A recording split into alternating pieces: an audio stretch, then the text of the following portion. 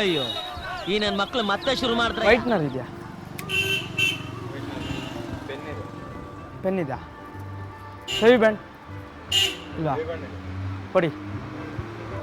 ದೊಡ್ಡದು ಅಂದರೆ ತೀರಾ ದೊಡ್ಡದಲ್ಲ, ಮೀಡಿಯಮ್. ಹಾಂ, ಎಷ್ಟದು?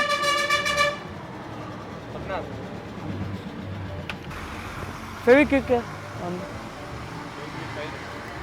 ಒಂದು ರೂಪಾಯಿ ಚಿಲ್ಲರೆ ಇಲ್ವಲ್ಲ?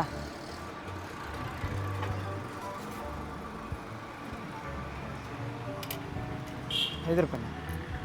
ಆಮೇಲೆ ತಂದು ಕೊಟ್ರಾಗಲ್ವ?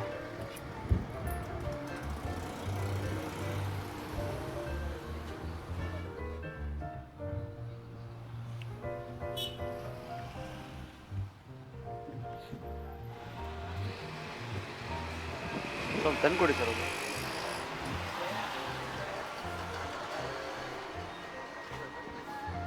ಒಂದು ₹5 ಕೊಡಿ.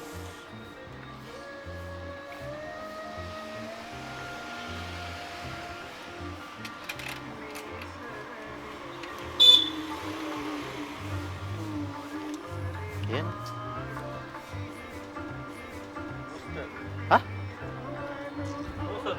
ಏನಾಗುತ್ತೆ ಅದು ಮೂಸಿದ್ರೆ? ಒಳ್ಳೆ ಕಿಕ್ ಹೊಡಿತು. ನಿಮ್ಮಂಗೆ ನಿಂತ್ಕೊಂಡಿದ್ದಾ? ಇಲ್ಲ ಅಂಥದ್ದಲ್ಲಿ ಯಾಕೆ ಕೊಡ್ತೀರಿ ಸುಮ್ಮನೆ ಅವ್ರಿಗೆ? ಏನು ಮಾಡ್ತಾರೆ ನಮ್ಗೇನು ಗೊತ್ತು, ಅವ್ರು ತಗೊಂಡ್ಬಿಟ್ಟು ಹೊಡ್ಬಿಟ್ಟು ನಾನೇನು ಅನ್ಸಕ್ಕೆ ಅಂದ್ಕೊಂಡಿದ್ದೆ. ಯೋ ಅದೇನು ಯಾಕೆ ಮಾಡ್ತೀಯಾ?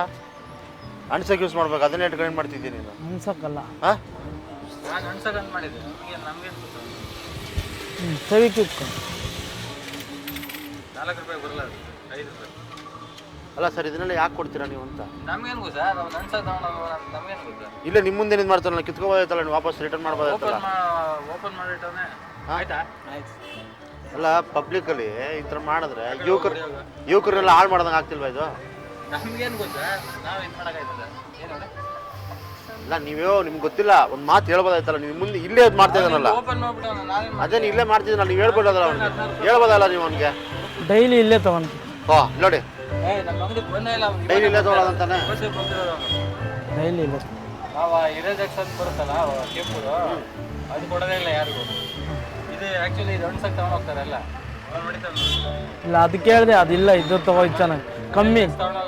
ರೆಗ್ಯುಲರ್ ಕೊಡೋದೇ ಇಲ್ಲ ಅದು. ರೆಗ್ಯುಲರ್ ಕಸ್ಟಮರ್ ನಿಮ್ಗೆ ಅದಿಲ್ಲ, ಇವತ್ತೇ ನೋಡಿರೋದು ನಾನು ಗೊತ್ತೇ ನನ್ನ ಅಂಗಡಿಗೆ ಬಿಡ ₹26 ಅದು.